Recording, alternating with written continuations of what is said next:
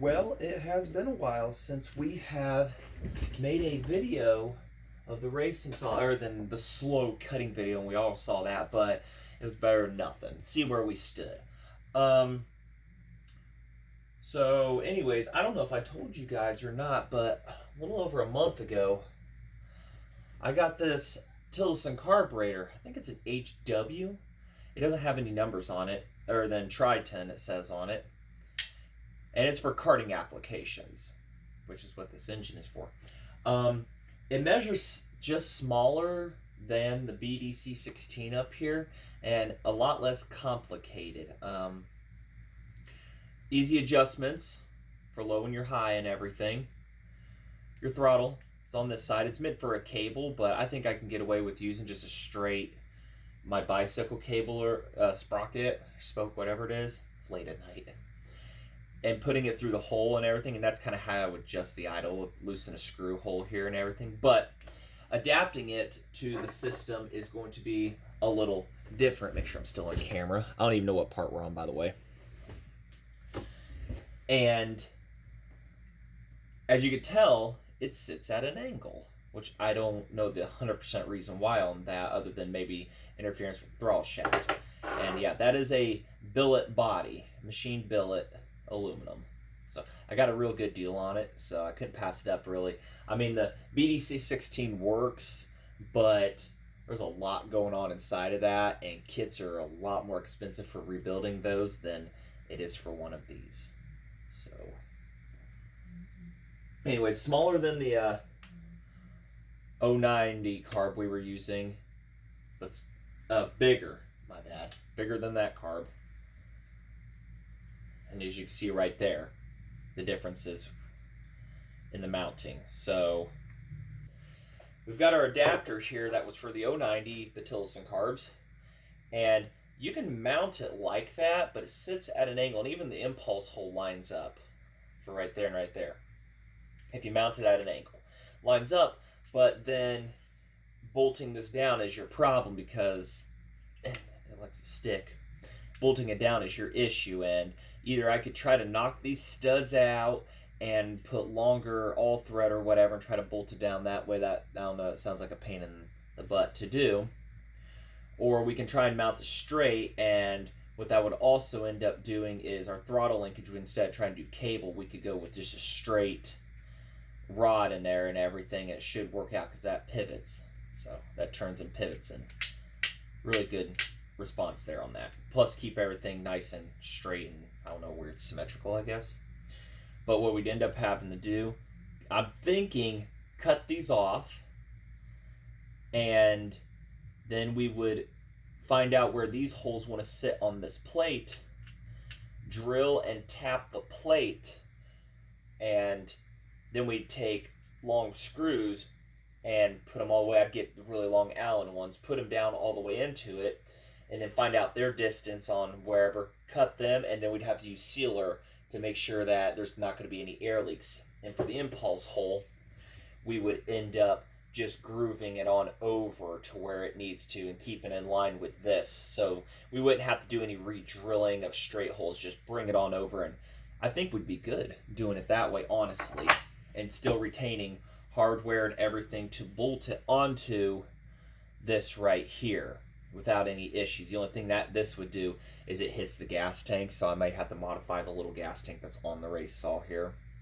So I think that's a future plan that we're going to go with here, in hopes that this carburetor works good and will work for us. Got it from a guy up in Canada who used to do a lot of vintage kart racing, a lot of kart racing in general, and now he's moved on to racing chainsaws and stuff.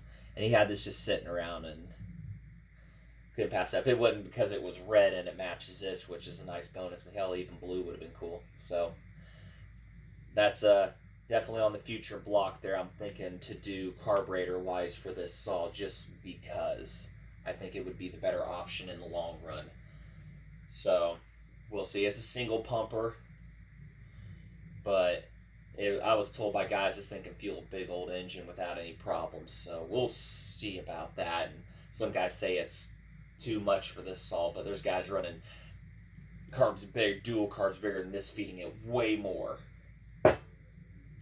So that's on the block. We'll get to that a little later. Another thing, run. This is for a bar plate. Instead of running the gigantic side and everything, I really don't want to run that and everything. I mean, you can. Keeps chips from flying just about everywhere, but a lot of guys run these open clutches and they either cut up the covers, the old McCulloch covers, 250s, stuff like that, or you could use these nice strong ones from the early gear drive. And all you're going to have to do, because I've already tried to mount that up there, just look. And the front hole here has to be wallowed back, which on the McCulloch right here, these are oblong when you go to fit them on. So I just have to bring this front hole back a little bit, drill another hole next to it, and then bring her back and with a Dremel tool, and we should be good with that. I'll set that down there. And then this right here, just much beefier setup. I'll just turn this bolt around so that I have the head right here and everything up on the front. I mean, I guess I could leave this like this and use a wrench. May trim this back just a little bit right here to ensure it's not going to touch the clutch for any reason whatsoever. So that's all future plans right there, what we're going to do. Also, the bar we cut with this came off the sp105. I've decided to run that bar on this and its chain. It's a harvester chain, and I think there's just the strength overall is going to be really good for this. The 35-inch bar I had, I just couldn't quite see me needing it, especially where I live and everything. If I need for bigger wood or some reason, then maybe we'll go off a limb and do that. But for right now, we'll run that 30-inch bar, and the sp125, I'm going to use a 28-inch roller nose I've got. That's a 50 gauge, and I've got a roll of 404/50 outside, true chipper Oregon chain, and I think I'll spin that up for it, and I think it'll be good because it's going to be more of a firewood saw and everything, and it'd just be easier to sharpen that than it would be square ground chain, which is what the harvester chain this was cutting with was in that video.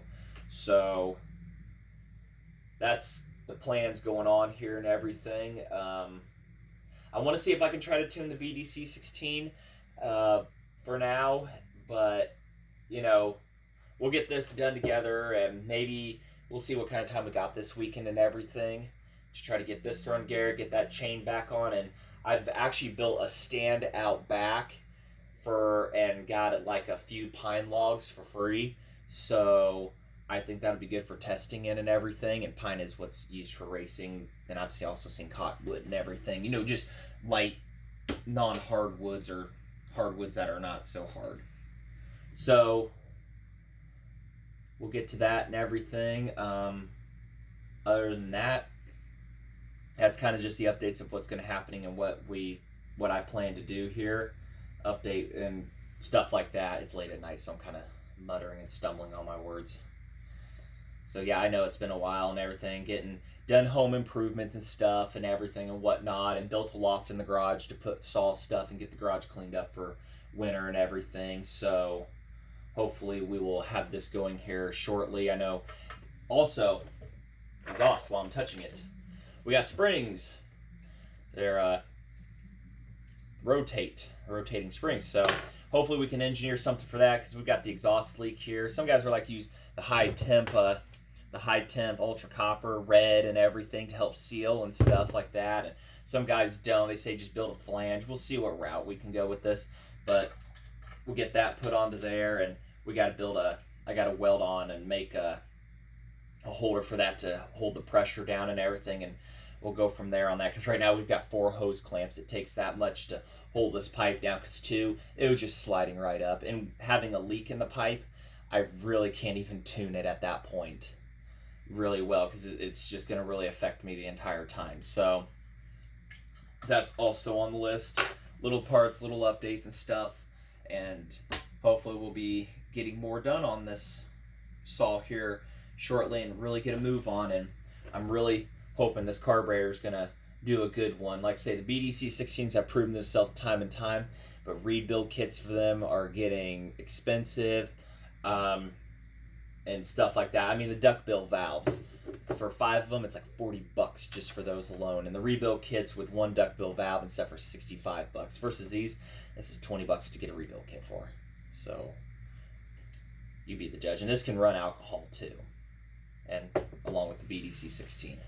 So that is little updates we've got going right now for this saw and everything, and hopefully we can definitely get on the roll here with it and whatnot. And let's say we've got 3 things to do here coming up.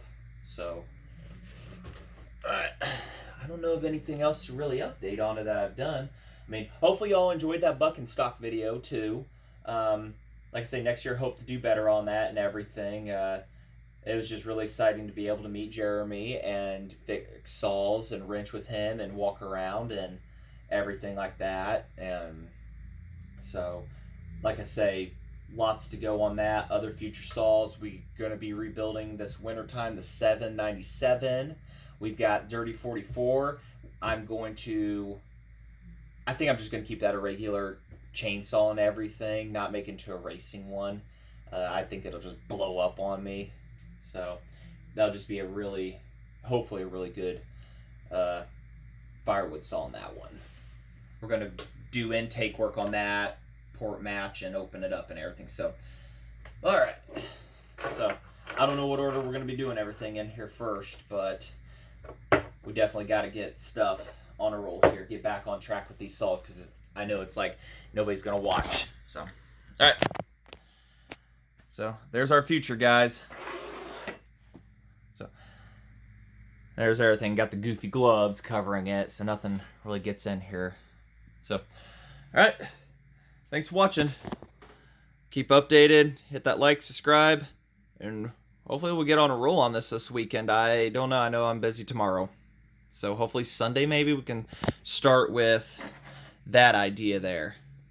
But definitely going to start on this one. So till then, thanks for watching.